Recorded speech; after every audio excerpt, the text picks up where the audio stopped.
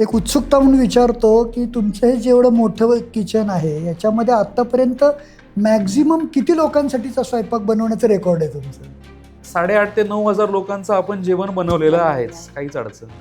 पण deep cleaning ज्याला म्हणतात की सगळे टेबल्स काढून रॅक घासणं, टाईल्स घासणं, ड्रेनेजचे जे पाईपलाईन्स आहेत त्याच्यामधून पण सगळं क्लिनिंग करून घेणं. आमचं पेस्ट कंट्रोल एव्हरी 15 डेजमध्ये एकदा असतं. प्रॉपर क्लिनिंगचे जे प्रोसेस आहे ते आम्ही सगळे फॉलो करतो. तुकाराम मुंडे येऊ देत किंवा आणखीन कुठले अधिकारी येऊ देत, त्या दृष्टीने तुम्ही ऑलरेडी तयारीत असल्यामुळे तुम्हाला काही वेगळं करायची काही गरज भासली नसावी. व्हेज किचन आणि नॉनव्हेज किचन हे टोटली सेपरेट आहेत. हे 95% कार्यक्रम हे व्हेजच असतात हे. आणि नॉनव्हेज प्रोसेसिंगसाठी आपल्याकडे एक स्वतंत्र किचन आपण केलेलं आहे. हे म्हणजे लोकांना पूर्ण खात्री आहे की इथे व्हेज म्हणजे कुठेही त्याचं मिक्सअप होत नाही. Yes yes yes. हे 500 लोकांचे 1000 झाले होते, तसे त्याचे 500चे 500 झाले होते. अँड ही वॉज वरीड की बाबा मी आता काय करू, माझं जेवण आता लोक एवढे वाढले, मॅडम तुम्ही द्याल ना करता करता सगळे त्याचे 500चे 500 1000 लोक आमची तारीफ करून गेले. तो स्वतः गेस्ट नवरीला घेऊन मला किचनमध्ये भेटायला आला होता.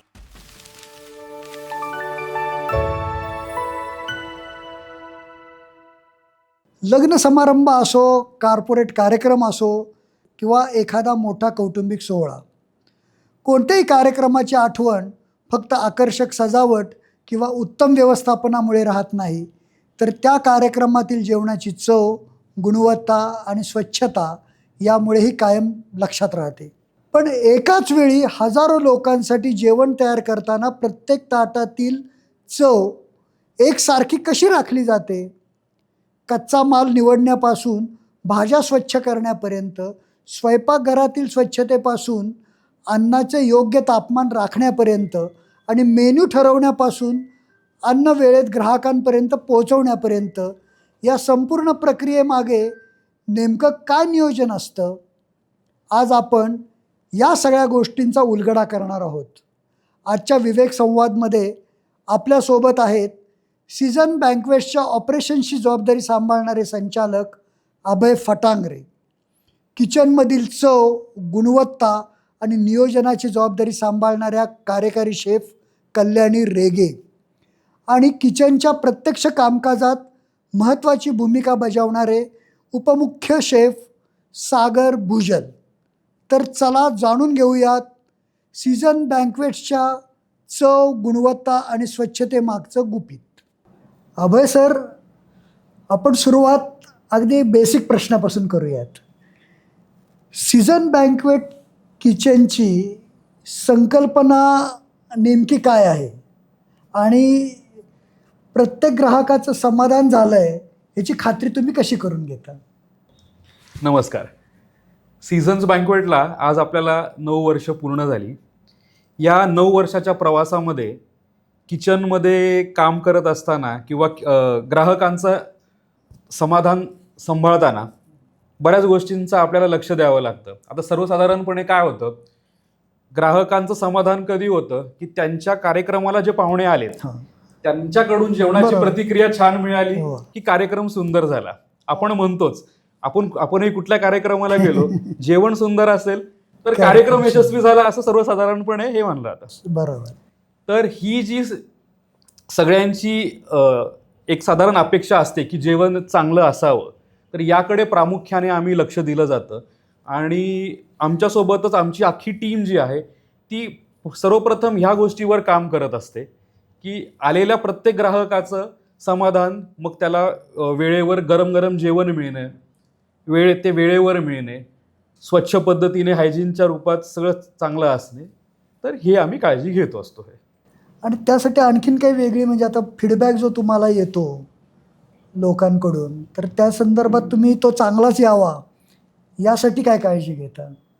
तर आपण फूड टेस्टिंगची एक संकल्पना आपण या ठिकाणी प्रामुख्याने राबवतो. तर कार्यक्रमाच्या सुरुवातीला जेवण चालू होण्याच्या आधी जे आपले मेन गेस्ट आहेत, ज्यांनी आपल्याकडे कार्यक्रम बुक केलेला आहे, तर त्यांना आपण जेवणाचं फूड टेस्टिंग, जे काय पदार्थ बनले सगळ्याचं फूड टेस्टिंग देतो. त्यांचे इनपुट्स हे घेतो की त्याच्यामध्ये ऐन वेळेला सुद्धा काही बदल करायचे आहेत का. जेणेकरून त्यांचं समाधान तिथे एक होत जातं. आणि ऑन रिअल टाईमसुद्धा फील्डमध्ये ज्यावेळेस आमचे शेफ्स वगैरे हे कार्यक्रम चालू असताना तिथं राऊंड मारतात, ग्राहकांशी बोलतात की जेवण कसं आहे, तो फीडबॅक घेत असतात. मग त्याच्यामध्ये कधी कधी आम्हाला काही फीडबॅक्सही मिळतात की समजा कधी मूग दाल हलवा आहे समजा, तर मग ग्राहकांचं सजेशन असतं की थोडंसं आता आम्हाला कमी गोड हे, तर मग आपल्या पुढच्या याच्यामध्ये आपण त्या गोष्टींचं हे करत असतो. तर हे जे काय फीडबॅक्स रेकॉर्ड होतात हे आपण याचं रेग्युलर मॉनिटरिंग करतो आणि त्याप्रमाणे ऑपरेशन्समध्ये याच्यामध्ये कसं त्याला इम्प्लिमेंट करायचं यावर 100% काम केलं वा जातं. वा, फारच छान. कल्याणी मॅडम, पुढचा प्रश्न त्याला जोडून आहे की शेकडो हजारो लोकांसाठी आपण स्वयंपाक बनवता, त्यातल्या प्रत्येक ताटामध्ये प्रत्येक पदार्थाची सारखीच चव राहिली पाहिजे, तर हे खूप मोठं आव्हान आहे. तर हे सातत्य, चवीतलं जे सातत्य आहे ते तुम्ही कसं राखता? कसं असतं ना सर, जेव्हा बँक्वेट्स आपण ओपन करतो, आपल्याकडे भरपूर त्या बँक्वेटचे आउटलेट्स असतात, जसे आमच्याकडे पण आहेत. तर आम्ही जेव्हा बघितलं की वेगळे आउटलेटमध्ये वेगळी टेस्ट येते, त्याच्यासाठी मग आम्ही काय केलं आहे, आम्ही एक सेंट्रलाइज किचन ओपन केलेलं आहे. आमचं एकच मेन किचन आहे जिथे जेवण बनतं आणि मग वेगळ्या म्हणजे आउटलेट्समध्ये तुमचे आम्ही जे काही सीझन बँकवेटचे जे काही आहेत वेगवेगळे Outlets, ठिकाण, हां, आउटलेट्स, तिथे तो स्वयंपाक बनत नाही. आमचं ओके. एकच किचन मेन आहे, जिथं एकच स्वयंपाक, एकच सेंट्रलाइज किचन म्हणून म्हणतो आम्ही. तिथे स्वयंपाक करून आम्ही सगळीकडे डिस्ट्रीब्यूट करतो. ओके. आता कसं आहे, ते एक रिझन आहे ओपन करायचं. जसं तुम्ही म्हणला, आम्हाला टेस्ट आणि स्टँडर्ड मेंटेन करायचे असतात. कसं असतं, आता मी फंक्शन ह्या एका आउटलेटमध्ये केलं आणि दुसऱ्या आउटलेटमध्ये केलं आहे. तर तिकडच्या गेस्टला दुसरी चव न मिळण्यासाठी एका जागी केलेलं जेवण तिकडे सगळं सेम मिळतं. त्यामुळे तुम्ही कुठेही जा सीझन्समध्ये, तुम्हाला जेवण सेम मिळणार. भले ते सूप असू दे किंवा स्टार्टर असू दे किंवा मेन कोर्स असू दे, पूर्णपणे सेम मिळतं आपल्याला.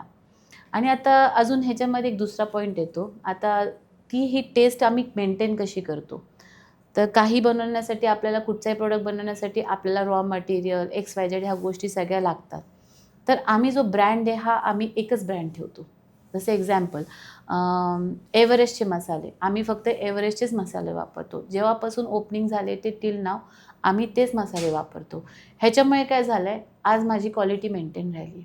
सीझनमध्ये लोकं आले की पहिलं क्वालिटी ऑफ फूड बोलूनच आनंदित होऊन जातात. आणि असे किती फंक्शन झालेत की म्हणजे नाही का, काय म्हणतात, एंगेजमेंटपासून लग्न, मग लग्न झाल्यावर त्यांचं बेबी शॉवर झाल्यावर तिचा फर्स्ट बर्थडे, आणि हे सगळे आम्ही स्वतः कितीतरी गेस्टचे आम्ही स्वतः अटेंड केलेले आहेत. त्यामुळे ही टेस्ट क्वालिटी आम्ही मेंटेन अशी करतो. अच्छा, म्हणजे हिंदू धर्मामध्ये 16 संस्कार संस्कार असतात. असतात तसे केले. तसं ते एकदा हो. माणूस तो आला आला. की तो पुढच्या हो. प्रत्येकासाठी तो हो. तुमच्याकडेच आवर्जून येतो. हो, आणि हे खूप कमी बँक्वेट्समध्ये होतं. मी म्हणलं ना, कारण का एकच टेस्ट आणि क्वालिटी मेंटेन ठेवल्यामुळे हो, नाही, ते खूप लोकं, अवघड हो, असतं. अवघड कारण असतं.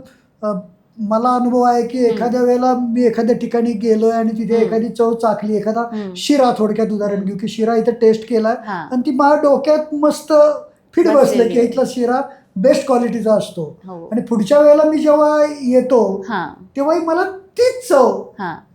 तसंच चाखायला मिळतं. मिळतं. तेव्हा बरोबर. माझी तिथली त्याच्याविषयीचं कॉन्फिडंट लेव्हल confidence वाढतो. वाढतं. हो. कल्याणी मॅडम, तुम्हाला पुढचा प्रश्न असा आहे की सगळ्यात जे जेवणाचं प्रिपरेशन असतं त्यात तेल हे खूप महत्वाचा घटक बरोबर आहे. आहे. बरोबर आहे. ते तेल तुम्ही काय दर्जाचं वापरता आणि काय याचं वापरता याच्यावर सगळं अवलंबून असतं. हो, बरोबर. जेमिनी रिफाईंड तेल हं. याचा आवर्जून आपण वारंवार उल्लेख करता उल्लेख की केलेला आहे. आम्ही तेच तेल वापरतो. हो. त्याच्या मागं काही खास कारण आहेत का? कसं असतं ना सर, आपण आता जसं म्हणतो अतिथी देव भव. आता जसं आपण आपल्या घरी आपण लोकांना आपण स्वतः आणताना आपण कधी लो दर्जाचं वापरत नाही, बरोबर आहे. तसंच आम्ही गेस्टनाही आमचं तेच प्रेफरन्स देतो.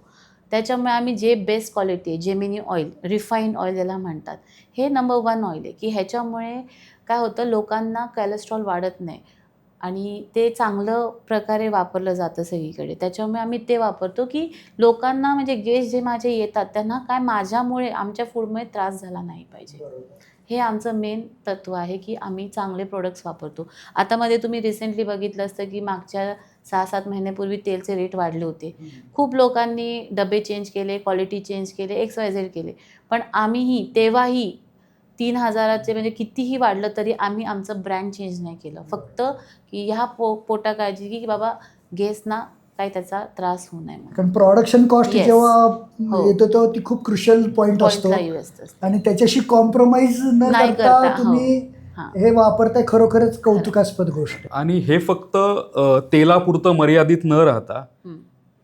एकंदरीतच सगळे जे काय रॉ मटेरियल्स हे आहेत, तोच प्रश्न मी तुम्हाला पुढचा तोच प्रश्न विचारणार आहे की तांदूळ असेल, मसाले असतील, डाळी असतील, भाज्या असतील, इतर कुठलाही सगळा कच्चा माल आहे, तर हजारो लोकांचा स्वयंपाक करताना त्यात गुणवत्ता ही ऑब्व्हियसली महत्त्वाची आहे. तर हा कच्चा माल निवडताना सीझन बँकवेट्समध्ये कोणत्या प्रकारची विशेष काळजी घेतली जाते? तर आपण काय करतो, जे काय रॉ मटेरियल आपल्याला परचेस करायचं आहे, प्रत्येक रॉ मटेरियलचे स्पेसिफिकेशन्स हे आपण डिफाईन केलेले आहेत. समजा तांदूळ हा बासमतीचाच असावा, तो लाँग ग्रेनच असावा, मग तो कुठल्या ब्रँडचे चांगला, मग याचे वेगवेगळे ट्रायल्स हे आपण कंडक्ट केलेले असतात. तर हे सगळं ट्रायल्स वगैरे केल्यानंतर आपण प्रोडक्ट्सचे प्रत्येक रॉ मटेरियल्सचे ब्रँड फायनलाइज करतो. हे ब्रँड फायनलाइज केल्यानंतर ते ब्रँड्स आपल्याला मार्केटमधून कुठला चांगला वेंडर जो आपल्याला नियमितपणे हे सगळं वेळेवर पोचवेल यांचं एक सगळं सॉर्टिंग केलं जातं आणि त्याप्रमाणे सगळं परचेसिंग हे केलं जातं. हे मोठ्या प्रमाणात जेव्हा अन्न तयार केलं जातं तेव्हा मध्यवर्ती किचन ही संकल्पना खूप महत्त्वाची ठरते. पण जेव्हा आपण हे करतो मध्यवर्ती किचनमध्ये चव, गुणवत्ता आणि एकूण बनवण्याची प्रक्रिया, प्रिपरेशन जे असतं ते एकसारखं राहण्यासाठी कशी मदत होते?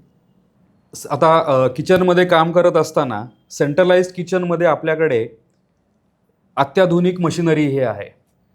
त्याचा फायदा आपल्याला हे असा होतो की मोठ्या क्वांटिटीमध्ये जेवण बनवण्यासाठी त्याचा उपयोग तर होतोच, हे शिवाय प्रोसेसिंग टाईम हाही कमी लागतो आणि मोठे मोठे इक्विपमेंट्स असल्यामुळे सगळी चव कन्सिस्टंट निर्माण होतेच. सेंट्रलाइज किचनमध्ये जी आपली टीम आहे यांना आपण एक SOPs दिलेली आहेत. हे तर SOP म्हणजे स्टँडर्ड ऑपरेटिंग प्रोसिजर. हे तर त्याच्या सगळं काम हे त्याच पद्धतीने होतं. म्हणजे कुठला आयटम हा किती टेम्परेचरला शिजवावा, तो किती वेळ शिजवावा, या प्रत्येकाची ही प्रोसेस डिफाईन केलेली आहे आणि ती हे फॉलो केली जाते. शिवाय रॉ मटेरियल परचेस ज्यावेळेस हे आपण करतो त्याचंही स्टँडर्डायझेशन हे असल्यामुळे चवीमध्ये बदल त्यामुळं होत नाही. हे तर ह्या 2-3 गोष्टी आहेत की एकतर अत्याधुनिक सगळी सामग्री, सगळे इक्विपमेंट्स, सेकंडली तुमचं क्वालिटी रॉ मटेरियल आणि स्टँडर्ड ऑपरेटिंग प्रोसिजर, ह्या 3 गोष्टींचा वापर असल्यामुळे चव ही तुम्हाला कन्सिस्टंटली सेम मिळते. हे तर याला जोडून कल्याणी मॅडम तुम्हाला प्रश्न आहे, किचनच्या प्रमुख म्हणून तुमच्यावर खूप मोठी जबाबदारी असते. तेव्हा आता SOPचा सरांनी उल्लेख केला की एक स्टँडर्ड पद्धत आहे की कुठली गोष्ट कशा पद्धतीने करावी. तर ती करताना त्या किचनमध्ये या SOPचं महत्त्व नेमकं काय? जसं सरांनी सांगितलं, स्टँडर्ड ऑपरेटिंग प्रोसेस आहे. कुठचीही सुरुवात करताना आपण एक स्टेप बाय स्टेप जातो. ठीक आहे. तर आपण कसं करतो, एक स्टँडर्ड बनवलेलं. जसं समजा एखादा नवीन मुलगा आला, जॉईनिंग केली, तर त्याला ते सेट होण्यासाठी आपण आधी त्याला सगळे डिपार्टमेंट फिरवतो. जसं आमच्याकडे तंदूर आहे, चायनीज आहे, सगळे डिपार्टमेंट आहे. तर त्याला आपण सगळीकडे थोडे थोडे दिवस त्याला काम करायला लावतो. मग ह्याच्यामुळे काय होतं, त्याला ऑलरेडी डिपार्टमेंट सगळे समजून येतात. दुसरं काय होतं की मग त्याला हळूहळू आपण त्याला इक्विपमेंटचे नॉलेज देतो. जसं सर बोलले आमच्याकडे इक्विपमेंट्स आहे, मग ते इक्विपमेंट्सचे आपण त्याला नॉलेज देतो. तो हळूहळू ते इक्विपमेंट चालवायला शिकतो. सगळं करून हे this is a part of a training, की आम्ही त्याला ट्रेन करतोय की त्यांनी कसं काम केलं पाहिजे. ह्याच्यामध्ये काय होतं, मग ह्याच्यामध्ये आपण 3-4 विषय घेतो. जसं त्याला नंतर आपण प्रोडक्टचं नॉलेज देतो की कुठचा प्रोडक्ट कसा वापरायचा, कुठच्या ब्रँडचा आला पाहिजे, दुसरा ब्रँड आला तर तो नाही घ्यायचा, XYZ. मग कुकिंग शिकवतो आपण त्याला. कुकिंग केल्यानंतर फायनल प्रोडक्ट जेव्हा आम्ही ते ग्राहकाकडे ती आमची डिश जाते, तर ती कशी गार्निश झाली पाहिजे, कसं टेम्परेचर झालं पाहिजे, ह्या सगळ्या गोष्टीचा आम्ही काळजी घेतो. आणि जितके पण माझे सगळे शेफ आहे, आम्ही फास्ट ट्रॅक ट्रेनिंग शेफचं सगळ्यांनी ट्रेनिंग घेतलेली आहे. हे एक FSSI कंपनीवाल्यांनी सर्टिफाईड कोर्स केलेला आहे, दिलेला आहे, जो आम्ही सगळ्यांनी केलेला आहे. त्यामुळे त्याच्यामध्ये पण आम्हाला हायजीन, हॅसअप ह्या सगळ्या गोष्टी शिकवल्या जातात. त्याच्यामुळे आम्ही आमच्या स्टाफला SOP बनवूनच देतो आणि ते त्यांना हेल्प होते की हे सगळ्या प्रोसेसमधून बाहेर निघण्यासाठी. आता असं म्हणतात की बनवणाऱ्याच्या हाताची चव त्या पदार्थात उतरते. मग आता हे SOP असताना तो फरक कधी जाणवतो का, की बाबा प्रत्येक कुकचं एक वैशिष्ट्य असतं, किंवा अगदी एक इंग्लिशमध्ये एक म्हण आहे की जेव्हा 2 कुक असतील तेव्हा करी स्पॉईल होती. हां, नाही कसं असतं ना, थोडंफार तर असं होत तर नाही, पण झालं तर कसं असतं, आम्ही हे SOP का बनवतो, समजा आता मी नाही आहे, तर माझ्या जागी सागर शेफ आहे, तर मी इन ॲब्सेन्स ऑफ सागर शेफमध्ये ते स्टेप असे आहेत की आमचे लेवल आहेत, कॉमी 3, कॉमी 2, कॉमी 1, त्यांना त्यांची कामं दिलेली आहेत. मग ते त्याप्रमाणे कामं करतात आणि जो मेन शेफ असतो जसं आम्ही जेवण बनवतो. सो हार्डली ते मेजरमेंट आणि हे सगळे लिहिलेले असल्यामुळे आम्हाला आमच्या प्रोडक्ट्समध्ये जास्त डिफरन्स होत नाही. त्यामुळे आम्ही ते सर्व मेंटेन करू शकतो. म्हणूनच त्या SOPचा एवढं इम्पॉर्टंट आहे की नवीन स्टाफपासून जो एक्झिस्टिंग स्टाफ माझ्याकडे आहे, त्यांना आम्ही ट्रेनिंग देत राहतो. त्याच्यामुळे आमचं प्रोसेस स्मूथ चालतं आणि अजूनपर्यंत तरी काय असं आम्हाला जाणवलं नाही की असं एवढं अप अँड डाऊन झालेत म्हणून. म्हणजे शेफ आत कोण आहे हां. याच्यापेक्षा ही सीझनची चव आहे ती कायम राहणार. हां. म्हणजे तिथे असा शेफ एकच असा शेफ नाही की त्याचं नाव पुढे, की सीझनची टीम म्हणून आम्ही ओळखलं जातो आणि त्या टीमप्रमाणे जितके पण आमच्याकडे गेस्ट येतात ते सगळे आम्हाला ओळखतात की ही टीम आहे. त्याच्यामुळे त्यांचा कॉन्फिडन्स आमच्यावर बऱ्यापैकी असतो. अच्छा, म्हणजे हे तुमचं खरं Yes. रहस्य आहे खरं आपलं, रहस्य की आहे. कधीही गेलात तरी तुम्हाला ती म्हणजे तीच चव चव मिळणार. मिळणार. बरोबर क्या आहे बात सर. है. आता सागर सर, जी सर। किचन में सब्जियां आने के बाद जी सर। कौन कौन सी प्रोसेस की जाती है उसके ऊपर? फर्स्ट ऑफ ऑल तो हम लोग जैसा भाजी आएगा उसको रिसीव करने के लिए हमारा एज अ एग्जीक्यूटिव शेफ और या जूनियर जो CDB लेवल का है वो चेक करेगा। चेक करने के बाद हमारा क्या होता है, अगर ये कैप्सिकम हो गया, ये कैप्सिकम ख़राब है, बाय रिटर्न, क्योंकि हम लोग ये यूज ही नहीं करेगा हमारा, क्योंकि हम लोग क्या सोचना चाहिए कि मैं भी खाना है, सबसे पहले हम लोग खाता है, इसी कारण से ये हमको नहीं चाहिए, वो रिटर्न लेके आएगा। उसके बाद सेकंड पर्सन हमारा होता है वॉश करने के लिए मशीन लेके रखा है, वो उसमें वॉशिंग करना है। वॉश करने का, और जब 3 मिनट या 5 मिनट तक हम वॉश करेगा। वॉश करने का मैं उसमें एक ओजन, एक वो आता है गैस, उससे हमारा बैक्टीरिया निकल जाता है। निकलने के बाद उसको हम ड्राई करेगा। ड्राई करने के बाद उसको हम कटिंग सेक्शन में जाएगा। जैसा कटिंग अभी वेजिटेबल कटिंग हो गया, ठीक है। उसके बाद लेबल, सबसे पहले इम्पोर्टेंट है लेबल, और कौन सा टाइम में बनाया उसका एक्सपायर डेट। उसके बाद वो करके हम डायरेक्ट फ्रीजर में रख देंगे। बहुत बढ़िया. भाजी खरेदी करताना आपण मार्केटमध्ये बघतो पेस्टिसाइड्सचा वापर हा खूप प्रमाणात केला जातो आहे. तर हे पेस्टिसाइड्स तसे सगळ्यांसाठीच आरोग्याला चांगले नाही आहेत. हे याच्यामुळे खूप सारे आजार होऊ शकतात. तर हे रोखण्यासाठी सागर शेफनी जसा उल्लेख केला, तर ती आपल्याकडे एक भाजी धुण्यासाठी स्पेशल आपण मशीन घेतलेली आहे. तर त्या मशीनच्या प्रक्रियेमध्ये साधारण ओझोन गॅस आणि बबल्स याच्या कॉम्बिनेशननी त्याच्यावरचे पेस्टिसाइड्स काढण्याचं काम ती मशीन करते हे. आणि ते पेस्टिसाइड्स आपण तिथेच हे काढल्यामुळे त्याचा परत फूडवर त्याचा इफेक्ट होत नाही. तर ही महत्त्वाची काळजी आपण घेतो आहे. कल्याणी मॅडम, सगळ्यात महत्त्वाचा विषय असतो फूड याच्यामध्ये की टेम्परेचर, फूडचं टेम्परेचर, ते बनवण्यापासून ते याच्या ताटात जाईपर्यंत त्याचं टेम्परेचर कसं नियंत्रित करतो आपण, कसं मेंटेन केलं जातं, की त्याच्यावर कशा पद्धतीने मॉनिटरिंग चालतं आपलं?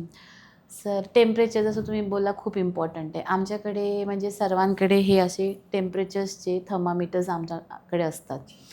ह्याच्यामध्ये काय असतं, जेव्हा तुम्ही जेवण बनवता तर 5 डिग्री टू 65 डिग्रीचं टेम्परेचर आम्हाला दिलेलं असतं. म्हणजे 5 डिग्री म्हणजे हे कोल्ड पाहिजे, त्याच्या आतमध्ये सेफ झोन आहे, आणि 65 डिग्रीच्या वरती हॉट जेवण झालं पाहिजे.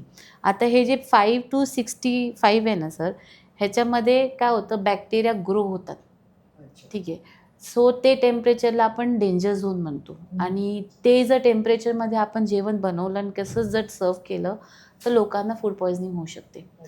त्याच्यामुळे आम्ही टेक केअर करतो म्हणून आम्ही हे सगळेजण असे टेम्परेचर्सचे हे वापरतो की जेवण झाल्यावर आम्ही चेक करतो 90% तर निघूनच जातं. म्हणजे तेवढं की सगळे बॅक्टेरियाज गेले अँड रेडी टू ईट झालं. ते सर्विंगपर्यंत तेच टेम्परेचर आम्ही फॉलो करतो.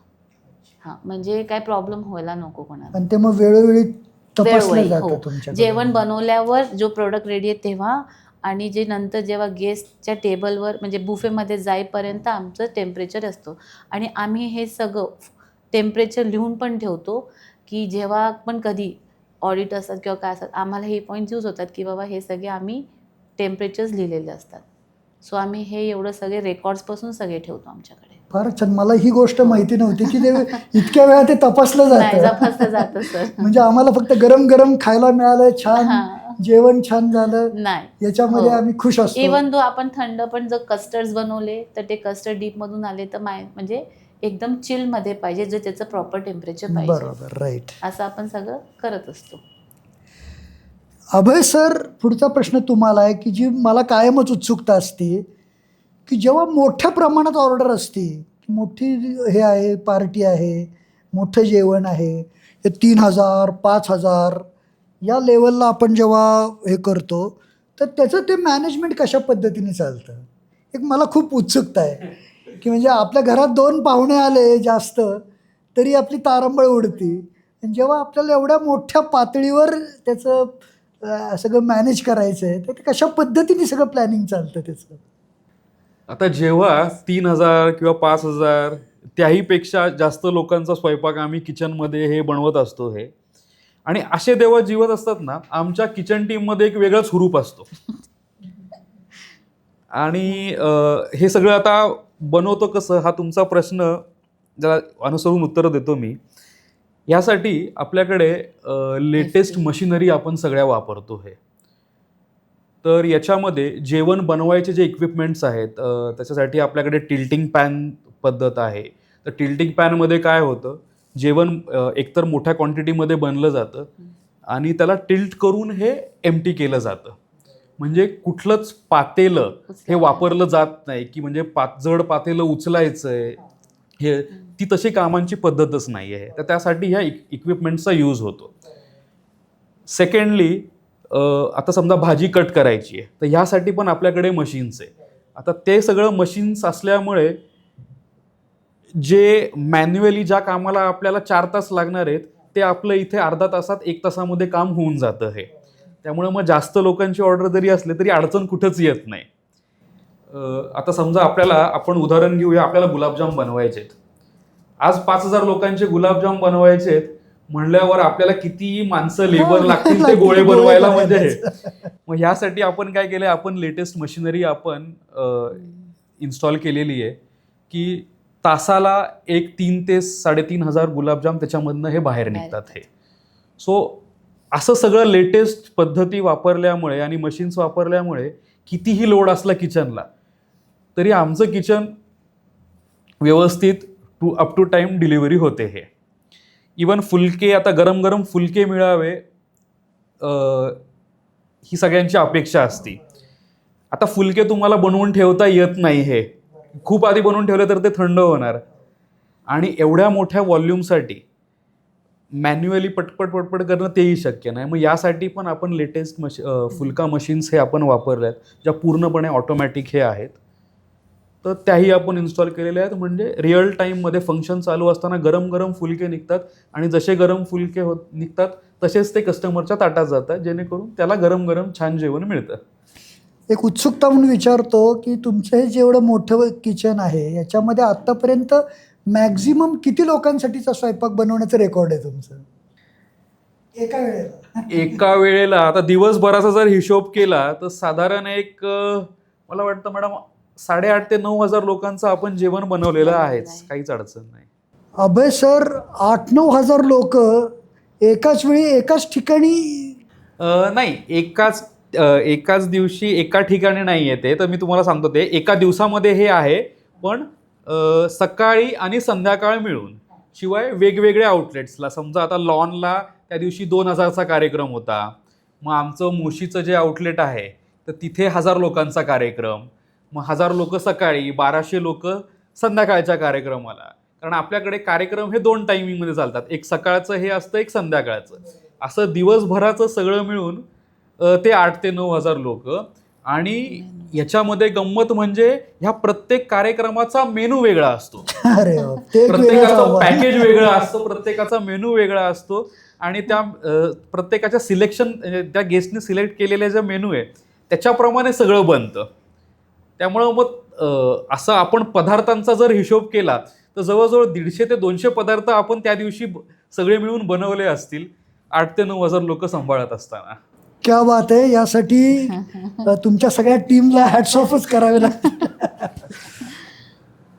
आणखीन एक पुढचा प्रश्न, जो की बऱ्याच वेळा फजितीचे प्रसंग येतात. म्हणजे आपण किती तयारीत असलो तरी अचानक लोकांची संख्या वाढली किंवा कमी झाली तर त्यावेळेला खरी परीक्षा असते ती किचनची, की ते कसं मॅनेज करायचं. नाही, हा अत्यंत चांगला प्रश्न आहे. तर आणि बऱ्याच वेळेला हे होतं हां, की त्याच्यावर आपलं नियंत्रण नसतं काहीच, आपली चूकही नसते. आपण 10 वेळा विचारून घेतो की किती लोक असणार, ते लिहून देतात, सही करून जातात. बरोबर आहे सर. परंतु येतात पण. प्रत्यक्षात त्यांच्या अपेक्षापेक्षा लोक एकतर कमी जास्त. येतात किंवा वाढतात. वाढतात. नाही, अशा वेळेस काय करतो आपण, सगळं CCTV मध्ये, सगळे आपले हॉल जे आहेत ते CCTV मध्ये सगळे हे आहेत. तर CCTV मॉनिटरिंगमध्ये आम्ही हे बघतो की साधारण 500 लोकांचा कार्यक्रम आहे, तर आपण आतमध्ये खुर्च्या किती लावलेल्या आहेत, आजूबाजूला लोक उभे किती आहेत, तर त्याच्यावरून किती लोक कार्यक्रमाला आलेत याचा अंदाज आपल्याला येतो हे. आणि आमचे जे फ्लोअरवरचे बँक्वेट मॅनेजर्स आहे ते त्याच टायमिंगला लोकांचा अंदाज घेऊन किचन टीमला इन्फॉर्म करतात की 500 लोकांचा कार्यक्रम जरी असला तरी आज 150-200 लोक वाढणार आहेत. म्हणजे कित्येक वेळेला तर कार्यक्रम आहे 500 लोकांचा, पण आम्ही जेव घातलेत 1000 लोक, असंही बऱ्याच वेळा घडतं हे. मग त्यावेळेला ही जी रिअल टाईम मॉनिटरिंगची जी सिस्टम आहे ती आम्हाला हेल्प करते की त्याच वेळेला मग किचनला इन्फॉर्मेशन जाते हे, आणि रिअल टाईममध्ये मग आपण जेवण बनवून हे पटकन पाठवण्याचा हे तिकडं हा आपला प्रयत्न असतो. पण हे अशा 11th आवरच्या प्लॅनिंगमध्ये चव बदलण्याची एक भीती असते, की म्हणजे बऱ्याच वेळा असं होतं की बाबा लोक वाढली, वाढव पाणी. नाही, म्हणून तर आपण आहे त्या जेवणामध्ये काहीच हस्तक्षेप करत नाही. हे रिअल टाईम मॉनिटरिंग त्यासाठीच महत्त्वाचं असतं, कारण त्याच्यामुळं काय होतं, आपल्याला साधारण 1 ते 1.5 तासाचा टाईम मिळतो. ह्या 1-1.5 तासामध्ये मग नवीन प्रिपेरेशन करून आपल्याला जेवण पाठवा एवढा वेळ हे आपल्याकडे सफिशियंट असतो. त्यामुळं मग हे प्रसंग आपल्याला असे ॲडजस्टमेंट्स कधीच कराव्या लागत नाही की आहे त्या जेवणातच आपण पाणी वाढवून त्याची क्वांटिटी वाढवली, असं आपल्याला कधीच करावं लागत नाही. कारण बरेचसे केटरर तशा पद्धतीने आयत्या वेळेला ते मॅनेज करतात, पण त्यांनी त्या जेवणाची चव अक्षरशः. आणि कसं असतं सर, हे बघा, शेवटी कसं आहे, ग्राहक जो जेवणाचा आस्वाद घेणार आहे त्याला हे माहिती नाहीये की कस्टमरनी 500 लोकांचं बुकिंग केलेलं आहे की 1000 लोकांचं केलंय की कितीचं केलंय. माझं फक्त तो त्याचा अनुभव सांगणार की मला जेवण व्यवस्थित मिळालं नाही किंवा चांगलं मिळालं. बरोबर. त्यामुळं आम्हाला काय काउंट मिळालंय ह्याच्यापेक्षा आमच्याकडे किती लोक आलेत आणि ती समाधानाने कसे बाहेर जातील याकडेच आपला फोकस हे असतो. नाही, खरोखरच अशा अनेक परीक्षेचे क्षण तुम्ही लिलया पेललेले आहेत आणि त्याच्यामुळेच तुमचं जे नाव आहे ते बाहेर लोक अगदी आवर्जून घेतात, ते ऐकायलाही मिळतं. कल्याणी मॅडम, सगळ्यात महत्त्वाचं जे आहे की जी किचनची जी ताकद आहे ती शेफमध्ये आहे आणि बाकी जे कर्मचारी जे सपोर्टिंग आहेत त्यांच्यामध्ये आहे. तर त्यांचं प्रशिक्षण किंवा त्यांचं स्किल डेव्हलपमेंट यासाठी काय वेगळ्या पद्धतीचे प्रयत्न चालतात? जसं मी तुम्हाला बोलले, आम्ही फास्ट ट्रॅकचे सगळ्या शेफ लोकांनी ट्रेनिंग केलेलं आहे. त्याच्यामध्ये आमचं असं आम्ही एव्हरी 6 मंथ्स किंवा 1 इयरमध्ये असे आम्ही स्वतः ट्रेनिंग घेत असतो आणि मग आमच्याच डाऊन दी लाईनला आम्ही ट्रेनिंग देत असतो. जसं आता आमचे बिझी टाईम नसेल तर मग आम्ही महिन्यातून 2 दिवस आमचे पूर्ण स्टाफिंग हॉलमध्ये बसतो. आम्ही त्यांना CCTVवर आणि ह्याच्यावर दाखवतो की हे कसे प्रोसेस असतात, काय असतात. हे असं समजवण्यानी, ट्रेनिंग घेतल्याने त्यांचं पण स्किल जे आहे ते छान होतं. त्यांनाही समजतं की डे टू डेमध्ये बाकी प्रॉपर्टी जसं 5 स्टार्समध्ये आणि ह्याच्यामध्ये काय काय होतात हेही समजून येतं. त्याच्यामुळे ते लोकांना ट्रेनिंग दिल्याने खूप काही आम्हाला पण म्हणजे शिकायला मिळतं आणि त्यांनाही शिकायला मिळतं. तो असा कुठला प्रसंग तुम्हाला आठवतोय का, की ज्यांनी इतकं ॲप्रिशिएशन की जे कायमचं लक्षात राहिलं, की बाबा सर आता ॲप्रिशिएशन म्हणजे आता खूप लोकं तर जेव्हा येतात आता ओळखीचेच असतात. जसं मी म्हटलं 5-5 रिपीट होत असतं. तर ॲप्रिशिएशन तर होत असतं. असं तर एक गेस्ट होता माझ्या ह्याच्यामध्ये, ज्यानी म्हणजे नाही का त्याला एवढं जेवण आवडलं होतं, की त्याने मला गिफ्ट केलं होतं एक वॉच, की नाही का बाबा ॲज अ मी इतके वर्ष फिरलो पण तुमच्यासारखं जेवण आणि तुम्ही जी हे दिले आम्हाला. जसं सर बोलले 500 लोकांचे 1000 झाले होते. तसे त्याचे 500चे 500 झाले होते. अँड ही वॉज वरीड की बाबा मी आता काय करू? माझं जेवण आता लोकं एवढे वाढले, मॅडम तुम्ही द्याल ना, द्याल ना. करता, करता सगळे त्याचे 500चे 500 1000 लोकं आमची तारीफ करून गेले. एकानेही नाव नाही ठेवलं. So that moment was very appreciating की आम्ही सेम प्रॉडक्ट शेवटपर्यंत देऊ शकलो आणि त्याचं लग्न होतं. तो स्वतः गेस्ट नवरीला घेऊन मला किचनमध्ये भेटायला आला होता. क्या बात आहे. हां, and I was in kitchen sitting having my food आणि गेस्ट आल्यावर मी स्वतःच घाबरली, की बाबा काय झालं? काय कसे काय आले? झालं? तर ही केम टू ॲप्रिशिएट मी, की बाबा chef thank you so much. तुमच्यामुळे आज आमचं हे सगळं झालं. आणि असं एकदा माझ्यावर पण नाही, असे माझे भरपूर शेफ्स आहेत, सागर आणि आहेत, की जे येऊन स्वतः त्यांना थँक यू म्हणून स्वतः जातात सर. हां, आणि त्यामुळे त्यांनी आहेत तुम्हाला प्रसंग वरती ते. घड्याळही हां. गिफ्ट केलं. वा वा, फारच छान. मस्त. अन्न सुरक्षा हा सगळ्यात महत्त्वाचा असतो. त्यासाठी खूप स्टँडर्डायझेशन आहे आणि आता तर खूप मोठी तुकाराम मुंडे यांच्यामुळे खूप मोठी चर्चेचा विषय झालेला आहे, की तर हे सगळं त्याची जी प्रमाणपत्र आहेत, त्याची सगळी मानकं आहेत, हे सगळं कसं सांभाळता किंवा त्यासाठी काय प्रक्रिया आहे तुमची? FSSAIचे नॉर्म्स आपण जर बघितले डिटेलमध्ये तर हे बरेच स्ट्रिक्ट नॉर्म्स हे आहेत आणि ते तेवढेच महत्त्वाचेही आहेत. आपण मार्केटमध्ये बघतो तर बऱ्याचशा आता कारवाया आपण बघतोय हे की हे स्टँडर्ड्स फॉलो केले जात नाही वगैरे. पण याच्यासाठी आमच्याकडे एक इंटरनल ऑडिट सिस्टम आहे की ज्याच्यामध्ये FSSAIच्या गाईडलाईन्सप्रमाणे त्यांची एक 47 पॉईंट्सची एक ऑडिटची लिस्ट आहे की त्याच्यामध्ये 47 पॉईंट्स आहेत आणि त्या प्रत्येक पॉईंट्सला ते गुण देतात आणि ते तुम्हाला किती गुण मिळतात आहेत त्याप्रमाणे रेटिंग FSSAI देत असतं हे जेव्हा त्यांची ऑडिट होते हे. पण म्हणून आपण काय करतो त्या सेम गाईडलाईन्स फॉलो करून आपण स्वतःचं आपलं इंटरनल ऑडिट करतो. दर 6 महिन्यांनी हे आपलं इंटरनल ऑडिट असतं आणि त्यातल्या प्रत्येक गोष्टीवर हे आपल्याला त्यातले किती गुण मिळतात आहेत याचं आपण नियमितपणे हे करत असतो. जसं की आता समजा पिण्याचं पाणी म्हणलं तर जे पिण्याचं आणि जे जेवण बनवण्यासाठी सगळं पाणी लागतं हे तर त्याचं त्यांचं गाईडलाईन्स आहे की ते IS 10500च्या स्टँडर्ड्सप्रमाणे पाणी असलं पाहिजे.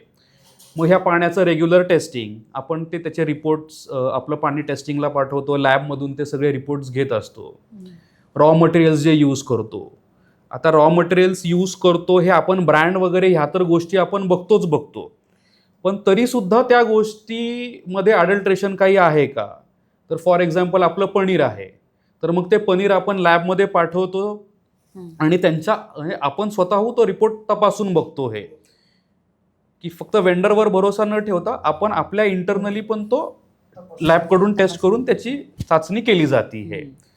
तर रॉ मटेरियल सोबतच फिनिश प्रोडक्ट पण जे आहे तर त्या फिनिश प्रोडक्टही आपण 6 महिन्याला ते पाठवतो, त्याचे लॅब रिपोर्ट्स घेतो. मग ह्या व्यतिरिक्त त्यांच्या नॉर्म्सप्रमाणे किचनचं जे डिझाईन आहे ते तसं आहे का,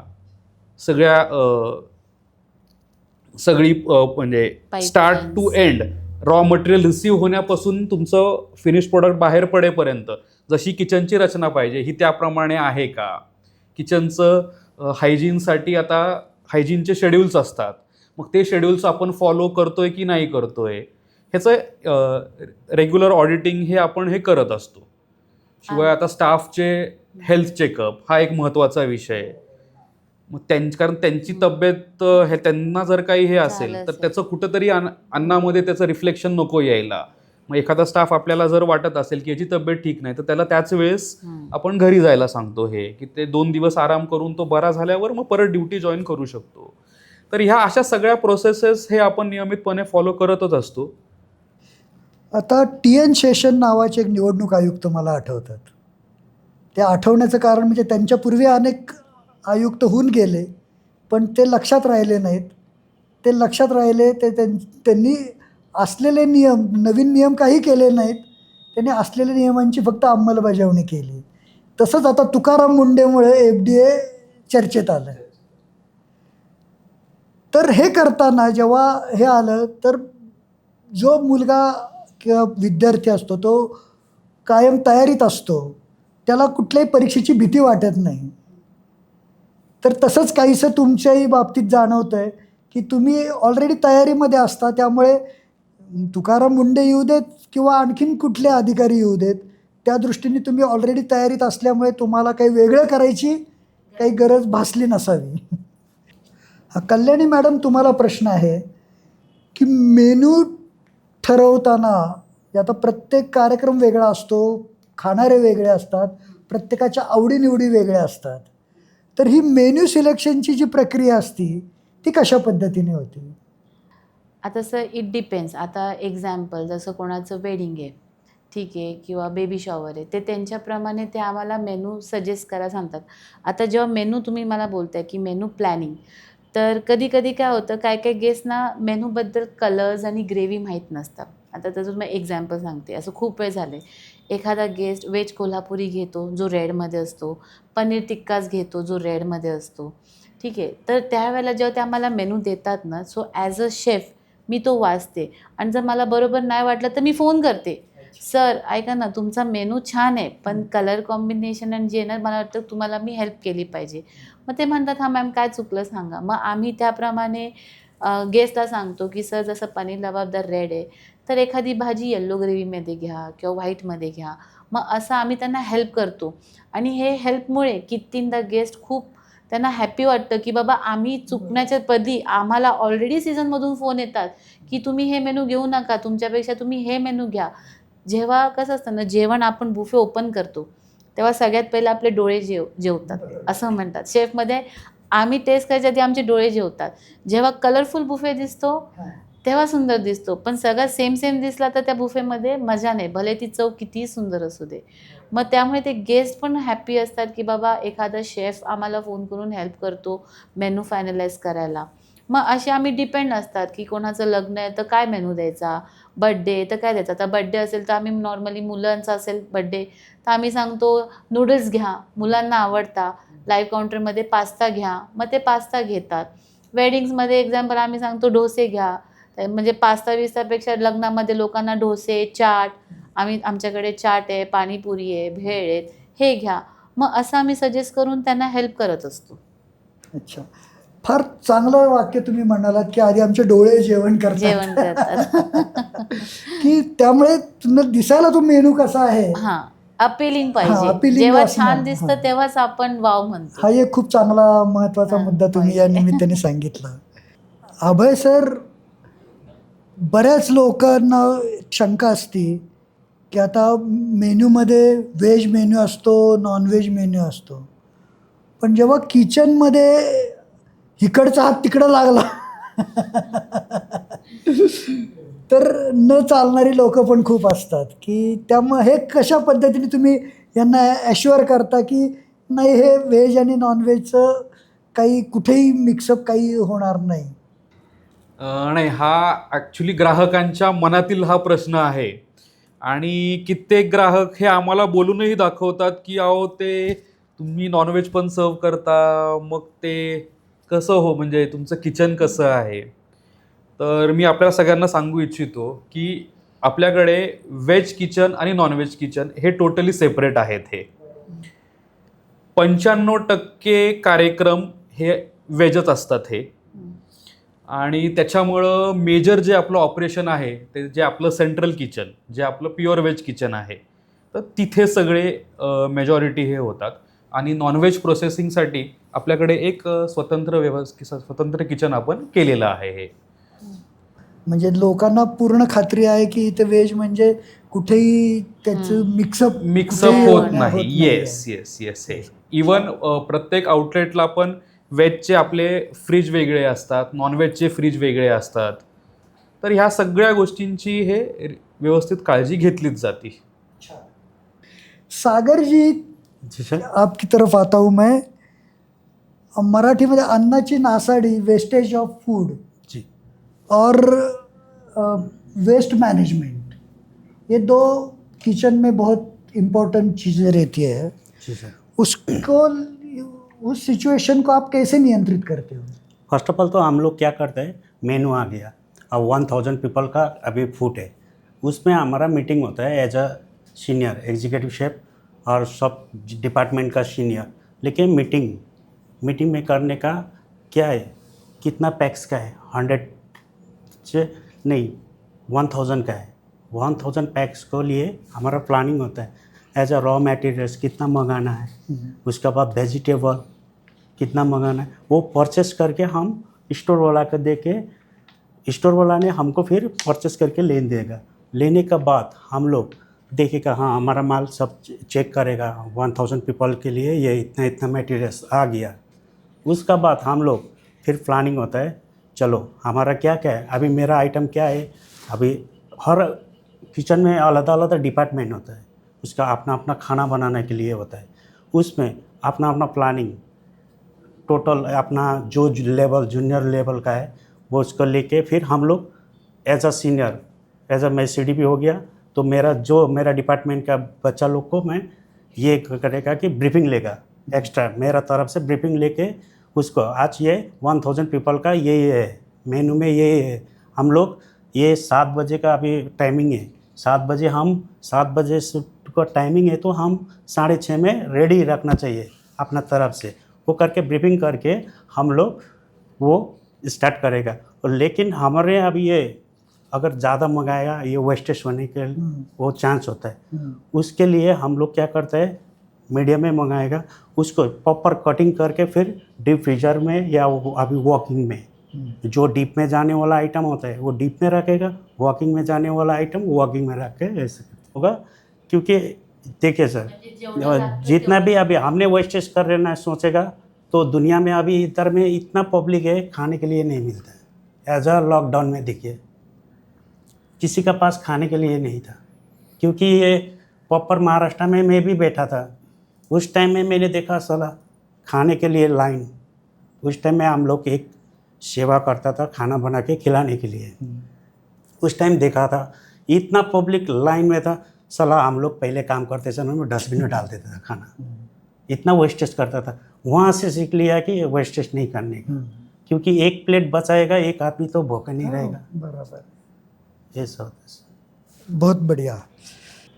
अभय सर, आता एक शेवटचा पण महत्त्वाचा प्रश्न आहे की अन्न बनवलं आपण तर त्यातला पुढचा भाग असतो ते पोचवणे.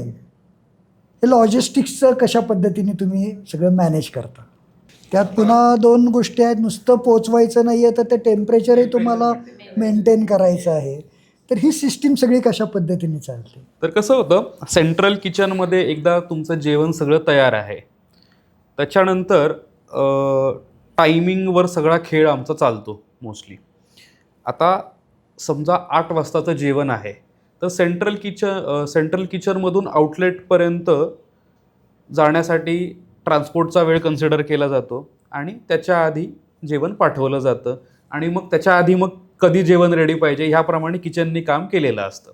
आता जसं जेवण रेडी होतं त्यावेळेला त्याचे टेम्परेचर्स घेतले जातात.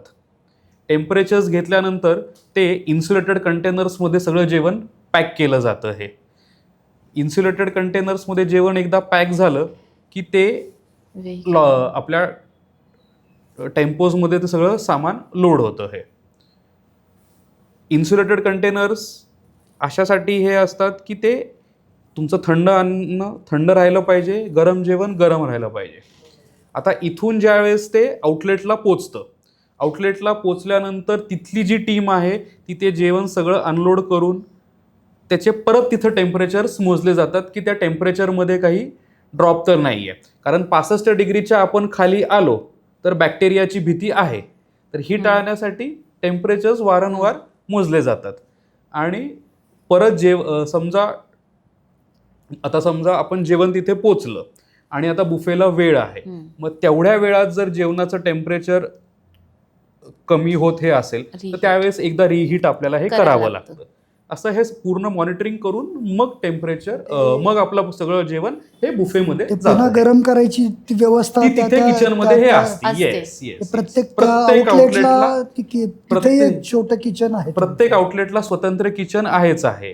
कारण आता बरेचसे पदार्थ जे फक्त त्याचा मिजा रेडी असतो, जसं की आता आपण उदाहरण घेऊया हराभरा कबाब.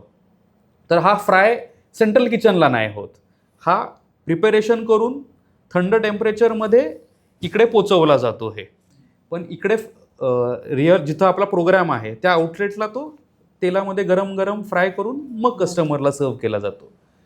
रोटी ही प्रत्येक तंदूर भट्टी ही त्या आउटलेटला असते, तिथं गरम गरम रोटी ही तिथेच बनते. हे फार म्हणजे व्यवस्थापन आहे त्या दृष्टीने तुम्हाला पूर्ण आधी नियोजनबद्ध पद्धतीनेच ते केल्यामुळे काही अडचण येत येत नाही. Yes yes yes yes. Kalyani madam, एक उत्सुकता म्हणून पुन्हा एक प्रश्न आहे तुम्हाला विचारा सर. की आपलं मेनू कार्ड हे ठरलेलं असतं, ठरलेले पदार्थ असतात. कधी अशी फरमाईश येते का हो की जी आउट ऑफ मेनू काय आहे? येते ना सर, खूप वेळ येते. आउट ऑफ मेनू येतात. आपल्याकडे असे शेफ आहेत जे आम्ही आउट ऑफ मेनू पण बनवून त्यांना देतो. तर असं काय नाही की मेनूच्या प्रमाणेच, फक्त की आमचे की जे गेस्टला हवं आहे ते आम्ही देऊ शकतो. तेवढे कॅपेबिलिटी माझ्याकडे टीम आणि सीझन्समध्ये आपल्याकडे शेफ आहेत. ते कस्टमाइज पण तुम्ही कस्टमाइज पण करू शकतो. मेनू हे हो, करू हो. शकता त्या हो, ह्याच्यात. करू शकतो सर. फारच छान. किचन मधली स्वच्छता कशा पद्धतीने सांभाळली जाते? कारण हायजीन हे सगळ्यात महत्त्वाची गोष्ट असती कुठल्याही किचनच्या दृष्टीने. इथं काय विशेष काळजी आपण घेतो? सर सगळ्यात पहिलं तर आपल्याकडे टीम असते जी मॉर्निंग, सेकंड आणि नाईट हे तिन्ही शिफ्ट्स करतात. म्हणजे लंचचं जे असतात ते मॉर्निंगवाले होतात, मग सेकंडवाले जे असतात ते डिनरचं असतात, आणि जे रात्रीचं सगळं असतं ते आमची नाईट शिफ्ट क्लीन करते. ह्याच्या व्यतिरिक्त पण आम्ही चार्ट बनवला आहे ज्याच्यामध्ये रोज क्लिनिंग प्रोसेस असतात. जसे एक दिवस पूर्ण टाईल्स, किचनच्या पूर्ण टाईल्स क्लिनिंग, दुसऱ्या दिवशी म्हणजे पूर्ण डीप क्लिनिंग. रेग्युलर तर हात आपला किचनमध्ये आता काम केलं तर ओट्यावर जसं आपण हात मारतो तर ते हे तर बेसिक क्लिनिंग आपण करतोच. पण डीप क्लिनिंग ज्याला म्हणतात की सगळे टेबल्स काढून रॅक घासणं, टाईल्स घासणं, ड्रेनेजचे जे पाईपलाईन्स आहेत त्याच्यामधून पण सगळं क्लिनिंग करून घेणं, हे सगळं आमचं एक चार्ट असतो जो डेली त्याच्यामध्ये एखादी तरी क्लिनिंग नेहमी असते. आणि जसं आता हे किचन म्हटलं तर कॉकरोच आणि हे सगळ्या थोड्याफार गोष्टी न होण्यासाठी आम्ही पेस्ट कंट्रोल करतो. आमचं पेस्ट कंट्रोल एव्हरी 15 डेजमध्ये एकदा असतं. हां, आणि ते जितके पण आमचे आउटलेट्स आहे सगळीकडे पेस्ट कंट्रोल होतं. रात्री म्हणजे जसं आमचे फंक्शन्सचे आम्ही बघून करतो, पण एव्हरी 15 डेजमध्ये आमच्याकडे pest control, rodent control, gels पण आपण इवन तो आमच्या फ्रीजेसला खालून जेल्स बिल्स हे सगळे प्रॉपर क्लिनिंगचे जे प्रोसेस आहे ते आम्ही सगळे फॉलो करतो. आता खूपच गंभीरपणे आपण बोलतोय या गोष्टीकडे, थोडंसं आपण हलकं फुलकं थोडंसं बोलण्याचा प्रयत्न करूयात. त्यासाठी रॅपिड फायरची राऊंड आहे. सर, अभय सर, पहिला प्रश्न तुम्हाला. तुमचा आवडता किंवा खास पदार्थ कोणता? मूग दाल हलवा, देसी घी मध्ये बनवलेला मूग दाल हलवा. क्या बात आहे, वा. गोड की तिखट? तिखट. छान. कल्याणी मॅडम, किचनमध्ये सर्वात महत्त्वाची गोष्ट कोणती? माझा स्टाफ. ओके.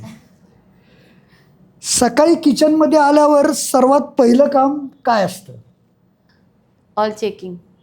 सगळं चेकिंग राऊंड घ्यायचं पहिलं सगळ्यात काम असतं, की जे आम्ही रोजचं ड्युटीन बनवलं आहे त्याप्रमाणे सगळं काम होतं आहे की नाही, हा सगळ्यात पहिला आमचा हे असतो, की आल्यावर पूर्ण किचनचं राऊंड घेतल्याशिवाय कामाला सुरुवात करत नाही. जे किचनमध्ये जे गोष्टी आहेत त्या प्रॉपर चालवत आहेत की नाही स्टाफ हे सगळं बघण्याचं. सो फर्स्ट आमचा चेकिंग राऊंडच असतो, ज्याला 15-20 मिनटं तरी जातात. गॅस आहे की नाही, लाईट्स सगळे आहेत की नाही, जे एक्स्ट्रा आपले हे असतात हे सगळं, वॉकिंग फ्रीज टेम्परेचर्स बरोबर आहेत की नाही माझे, हे सगळं माझं काम आहे. मला थोडक्यात उत्तरं पाहिजेत. हा Okay, रॅपिड sorry. फायरचा राऊंड आहे. पर्सनलाइज स्किल तुमचं का टीमवर्क? टीमवर्क. किचनमधील सर्वात मोठं आव्हान कोणतं, चॅलेंज कोणतं? जेव्हा पॅक्स वाढतात, 500चे 500 होतात. सागर सर, जी सर. तेज सेवा या बेहतरीन क्वालिटी? बेहतरीन क्वालिटी चाहिए सर. तेज सेवा. तेज सेवा पहले बेहतरीन देगा तो तेज सेवा होगा ना sir. Right. First of all तो बेहतरीन देना चाहिए हमको. एक व्यक्ति जिससे आप इंस्पायर्ड हो, जी सर. नाम उसका? ऐसा सर तो as a senior, As a chef, हाँ. As a senior Kalyani sir, क्योंकि रिलेशन है 14 ईयर्स. अच्छा, बहुत बढ़िया. अभय सर, आता शेवटचे 2 प्रश्न तुम्हाला. एका शब्दात सीझन बँक्वेट्स म्हणजे काय? एका शब्दात सांगणं तसं हे आहे, पण सीझन्स बँकवेट म्हणजे ग्राहकांचे स्वप्न आपण पूर्ण करतो, हे त्यांना चांगलं 5 स्टार ॲम्बियन्स देऊन आणि त्यांच्या खिशाला परवडेल असं. भविष्यातील तुमचं स्वप्न किंवा ध्येय, की ज्याला विजन म्हणता येईल सीझन बँक्वेट्सचं, ते काय? सीझन्स बँकवेट हे महाराष्ट्र आणि भारताच्या सगळ्या शहरांमध्ये एस्टॅब्लिश व्हावं या विजननी आपण काम करतोय. आणि यासाठी सगळ्यात समाधानाची गोष्ट जी आमच्यासाठी असती, तर लग्न झाल्यानंतर ज्यावेळेस एका नवरीचे वडील ज्यावेळेस हे येतात आणि त्यांच्या डोळ्यात एक आनंद अश्रू असतात की आमचा सगळा कार्यक्रम छान झाला, छान झालं. ती जी पोचपावती असती ती जास्तीत जास्त अशा पोचपावत्या गोळा कराव्या हीच आमची इच्छा. वा वा, फारच छान. म्हणजे एका शहरापुरतं मर्यादित न राहता संपूर्ण भारतभर ही साखळी सीझन बँकवेट्सची पसरावी अशी तुमची हे आहे, आणि त्याला आमच्या खूप खूप शुभेच्छा आहेत. आणखीन एक उत्सुकतेचा विषय जो आहे तो म्हणजे आता सीझन पिंपरी चिंचवडमध्ये तर वाढत आहे, तर तुमच्या पुढच्या विस्ताराच्या काय योजना आहेत? म्हणजे तुम्ही म्हटलात की वेगवेगळ्या शहरांमध्ये सुद्धा ते सुरू करायचं आहे, तर त्या दिशेने काय काय पावलं आता नजीकच्या भविष्यात पडताना दिसतील? सर, सीझन्स बँकवेटचं आकुर्डीमधलं जे आपलं आउटलेट आहे त्याला आता 9 वर्ष पूर्ण झाली. तर तिथे सध्या आता आपण रेनोव्हेशनचं काम चालू आहे. सीझन्स बँकवेट एका नव्या स्वरूपात आपण तिथे आणतोय. तर यामध्ये ग्राहकांसाठी आपण जे आपले पूर्वी 10-12 फूट हाईटचे हॉल होते ते आता 25 फीट हाईटचे हॉल्स आपले होणार आहेत. दुपटीपेक्षा जास्त भव्यता, त्याची भव्यता एकदम अशी छान दिसेल आता हे. शिवाय तिथे एक अडचण होती की ग्राहकांना रूम्स नव्हत्या आहे, तर तिथे आपण 50 रूम्स घेऊन येतोय, जेणेकरून आता ग्राहकांना बाहेर जावं लागणार नाही कुठं. पूर्वी आपल्या प्रिमायसेसला 2 लिफ्ट्स हे होत्या, कारण ते आपलं 4थ्या आणि 6व्या मजल्यावर बँकवेट्स आहे, तर तिथं पूर्वी 2च लिफ्ट्स होत्या हे. तर आता त्या 2च्या ऐवजी 4 लिफ्ट्स तिथं आपण हे करतोय. शिवाय पार्किंगची व्यवस्था सुरुवातीला आपल्याकडे 60 गाड्यांच्या पार्किंगचीच व्यवस्था होती, ती आता आपण 120 गाड्यांपर्यंत आपण घेऊन जातोय हे. आणि ग्राहकांसाठी अजून एक महत्त्वाची गोष्ट म्हणजे मेट्रो स्टेशनपासून अवघ्या 100 मीटरच्या अंतरावर हे आपलं आउटलेट आहे. आता पिंपरी ते निगडी पण सो आता सुरू होतं. नवीन मेट्रोचा विस्तारीकरण जे चालू आहे, तर त्याच्यामध्ये हे मेट्रो स्टेशनपासून आपलं 100 मीटर अंतरावरच हे आहे. म्हणजे लांबून जे पाहुणे येणार आहेत ते मेट्रोनी देखील आपल्या इथे सहजपणे पोचू शकतात हे. आणि सगळ्यात महत्त्वाची गोष्ट, हे जे आउटलेट हे आपण करतोय हे आता आपण प्युअर व्हेज करणार आहे. सो पुणे पिंपरी चिंचवडमध्ये प्युअर व्हेज बँकवेट कुठल्याही चेनचं असं नाही आहे, तर खास प्युअर व्हेज बँकवेट आपण हे ग्राहकांसाठी साधारण न्यू इयरचं गिफ्टच म्हणू शकतो आपण त्याला. न्यू इयरच्या पर्वावर आपण हे तिथे लॉन्च करतोय हे. पुण्यामध्ये काहीतरी नवीन सुरू करतोय आपण. हां, पुण्यामध्ये धानोरीमध्ये आमचं एक आता नवीन आउटलेट येतं आहे हे. तर तिथेही 2 बँकवेट हॉल्स आणि 50 रूम्स असं आपण घेऊन येतोय हे. तर त्याचं लॉन्चिंग हे साधारण आपलं ऑक्टोबर महिन्याचं प्लॅनिंग आहे. सो तेही आता लगेच चालू होईल. न्यू इयर पूर्वी दिवाळी गिफ्ट पण देणार दिवाळी आहे. गिफ्ट सुद्धा आहे आपल्याकडे. सो डबल धमाका is upcoming. Yes. Abhay sir, Kalyani madam आणि सागर सर, विवेक संवादमध्ये उपस्थित राहून आपण या ठिकाणी तुमचे अनुभव शेअर केलेत आणि अत्यंत पारदर्शक पद्धतीने की येथे प्रवेश नाही असं बऱ्याच किचनमध्ये लिहिलेलं असतं, तर तुम्ही अक्षरशः दारं सताळ उघडी केलेली आहेत आणि सगळी माहिती, इनसाईड स्टोरी सगळी किचनची या ठिकाणी शेअर केलीत. त्याबद्दल विवेक संवादच्या वतीने आपल्याला खूप खूप धन्यवाद. Thank you sir. थँक्यू. आजच्या संवादातून एक गोष्ट स्पष्ट झाली. चांगली चव ही केवळ एखाद्या पाककृतीतून तयार होत नाही. त्यामागे असते उत्तम नियोजन, दर्जेदार कच्चा माल, प्रशिक्षित टीम, शिस्तबद्ध कार्यपद्धती, स्वच्छता, अन्न सुरक्षा आणि सर्वात महत्त्वाचं म्हणजे ग्राहकांना सर्वोत्तम देण्याची मानसिकता. सीझन बँकवेट्सच्या किचनमध्ये पडद्यामागे किती मोठे नियोजन व मेहनत चालते याची झलक आजच्या संवादातून आपल्याला मिळाली.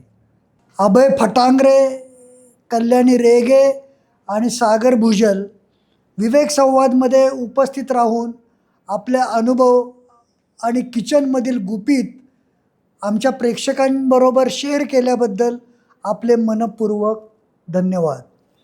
आणि मित्रांनो, अशाच वेगळ्या विषयांवरच्या आणि विविध क्षेत्रातील मान्यवरांशी थेट संवादासाठी पाहत रहा विवेक संवाद.